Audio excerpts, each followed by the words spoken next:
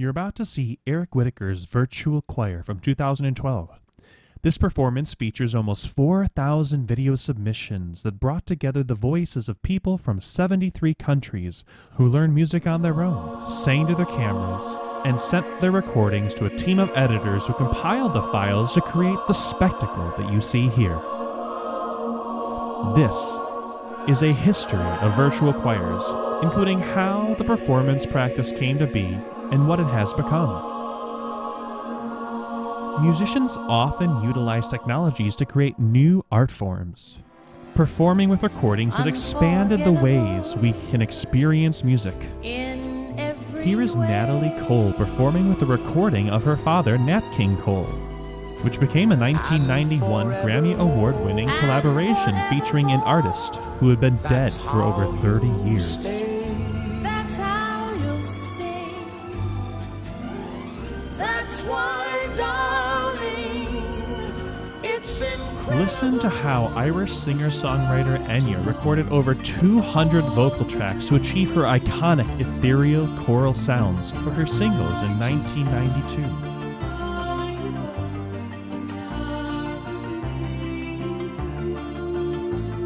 These practices are not just for professional recording artists. Affordable and easy-to-use hardware and editing software have equipped musicians to be able to create choral recordings from the comfort of their own homes. It all starts out like improv, just on the spot. I plug everything in and just sit on my bed, and that's basically how I always start recording stuff.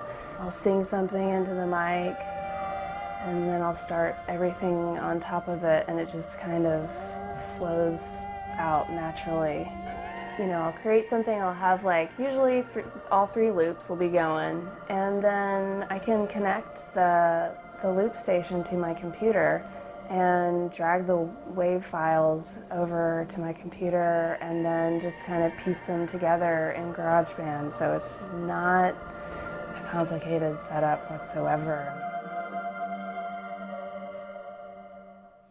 We can look to online creators to see how the virtual choir phenomenon went from bedroom studios to massive online ensembles. This is Nick Pitera, who was known for singing both parts of popular duets. However, in 2007, he was only able to present one part at a time.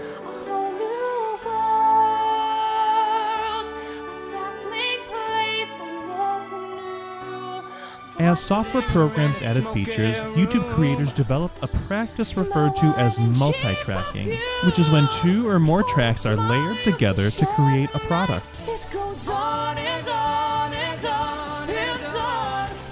This popularized an aesthetic where musicians could perform with their clones.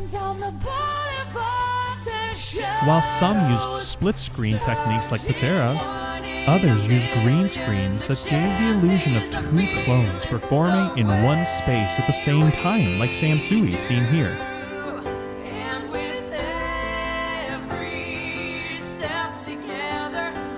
Sui's videos, produced and accompanied by Hugo Schneider, featured an ensemble of clones that kept getting bigger and bigger.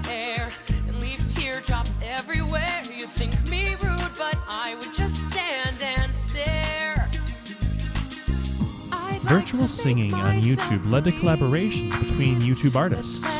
While Sui and Pitera each performed virtual duets and choirs by themselves, they also developed a partnership to perform music together.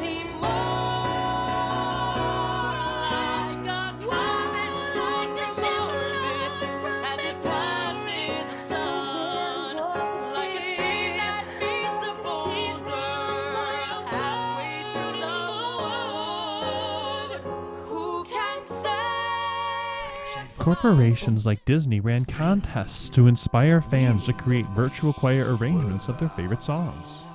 There you see her, sitting there across the way. She don't got a lot to say, but there's something. And even though Disney was an inspiration to many virtual singers, some created parodies that poked fun at the conglomerate. If you've ever wondered why Disney tales all end in lies. Here's what happened after all their dreams came true. Others honor the company by featuring costumes and effects in their musical covers. This is Heather Traska, who combined her love for cosplay with her music. Not only did she create her vocal arrangements by ear, but she also provided tutorials for others who wanted to learn how to do the makeup featured in her videos.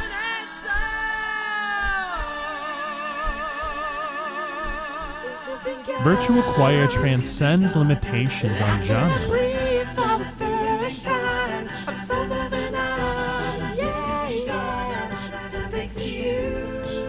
One-person ensemble performances can range from light-hearted a cappella pop music to choral works with orchestral accompaniments.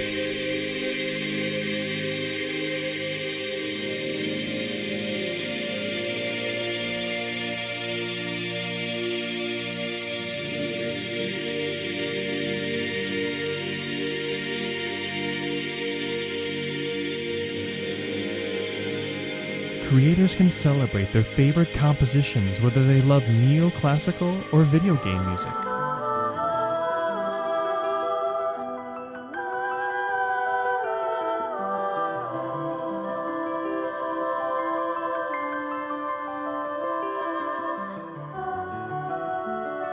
Computer-based digital audio workstations and video editing software usually has a steep learning curve.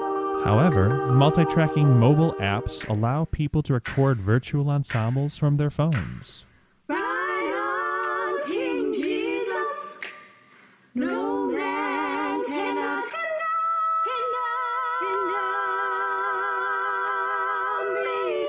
Right on, King Jesus. Right on. Some apps encourage users to collaborate, and pop music artists capitalize on these platforms to sing with their fans.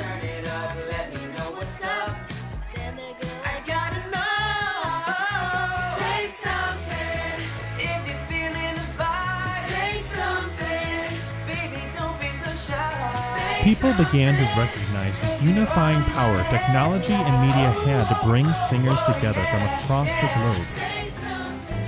Playing for Change, a multimedia musical movement, used YouTube in 2008 to share how they were bringing people from many nations together in song.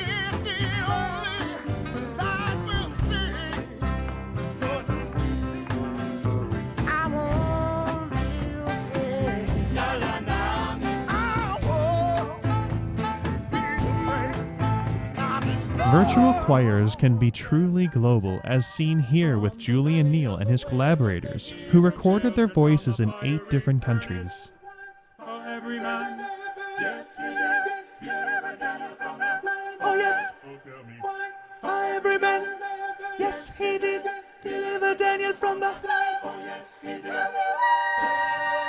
In 2009, crowdsourcing techniques were starting to be used to form large virtual ensembles, and one of the first examples was produced by Scott Haynes through the Virtual Choir Experiment, which featured Eric Whitacre's Sleep.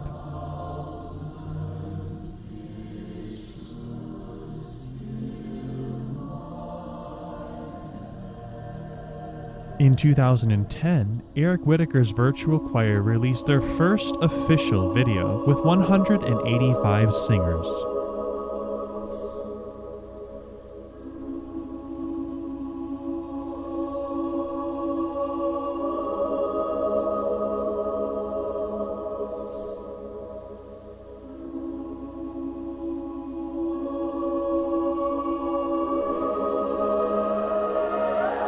In 2011, the ensemble grew to 1,752.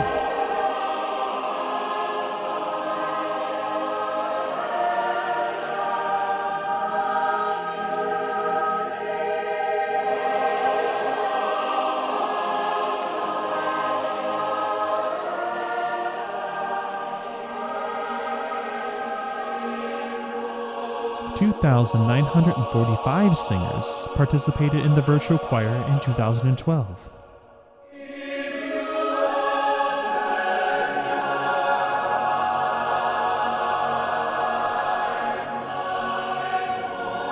The first 3 virtual choirs featured music Whitacre had originally published for choral groups that met in a physical space.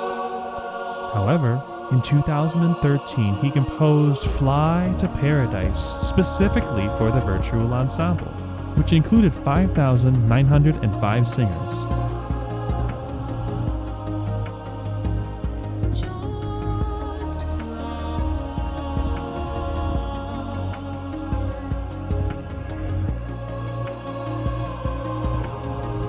Throughout Eric Whitacre's virtual endeavors, he provided sheet music, guidance tracks, and rehearsal videos to help singers learn. Here he explains his vision for Virtual Choir number 5. So first, I'll play for you just the simple melody that we're going to be singing. It's this easy.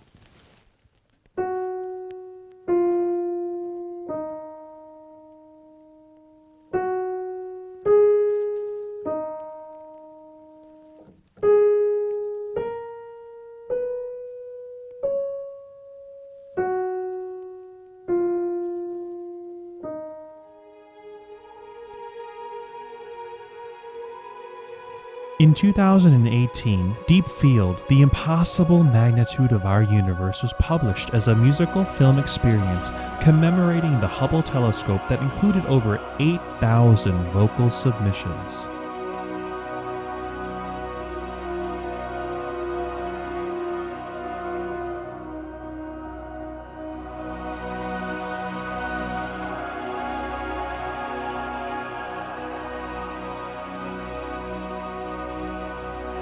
The virtual choir aesthetic has also been used by celebrities including Miley, Cyrus, Jimmy Fallon, and The Roots.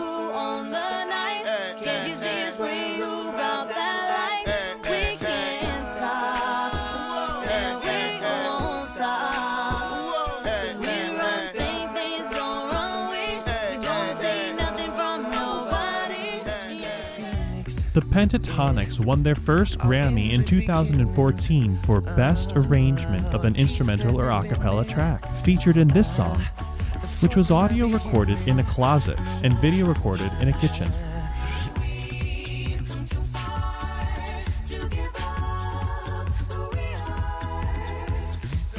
Crowdsourcing virtual singing was also used by blockbuster motion pictures like Bohemian Rhapsody. What we're doing today is mixing in the vocals that we were sent from putmeinbohemian.com. We've been sent a huge amount of vocals via the website. Once you start layering up thousands and thousands and thousands of voices, then everybody sort of sinks into a general bed. Line them all up and add them into the actual track. Just kill the man, put a gun against his head, pull my trigger now. And even Broadway has capitalized on the virtual choir aesthetic by using online ensembles to market and promote their shows while bringing singing fans together.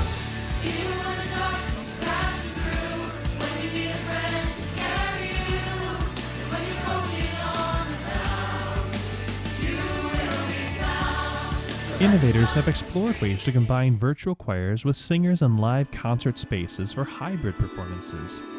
Here you see live musicians performing with 30 others on Skype.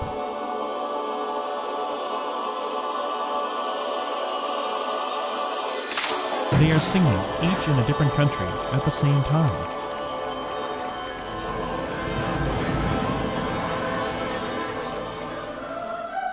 And here are the 300+ members of the Mormon Tabernacle Choir singing with the recordings of over 2,000 people from across the world.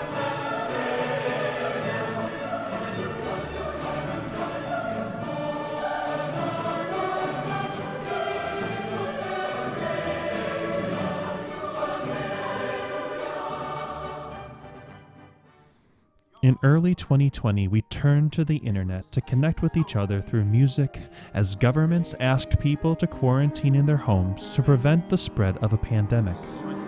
Celebrities came together to raise funds to fight the illness and remind people that we are all in this together as global citizens.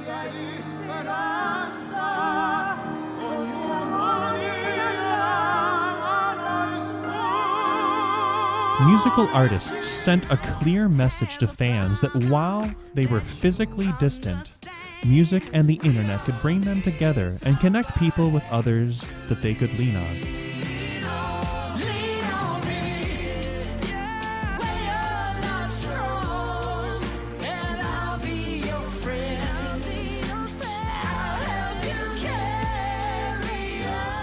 Religious organizations brought their worship music online.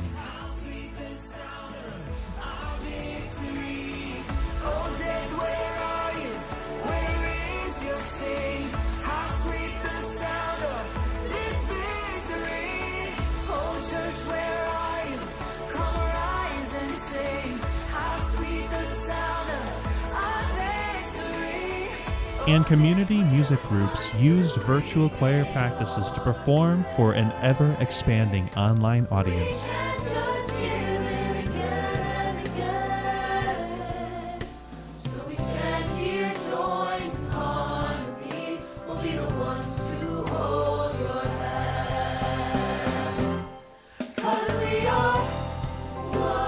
In lieu of the end-of-the-year concerts, performances were sung in the homes of students and compiled by Soundagen.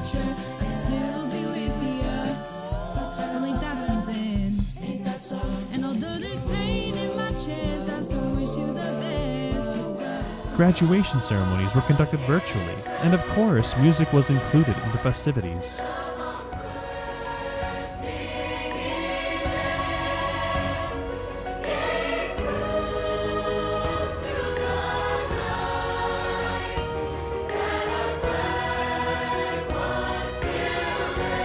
And educators and their students refused to let a disease stop them from making music in virtual and innovative ways.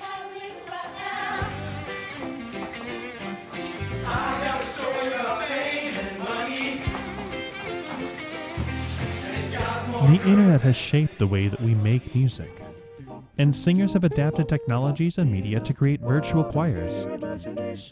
As we venture into the future, online performance is only limited by our pure imagination. We'll begin now with a spin, traveling in a world of my creation. What we'll see will defy explanation.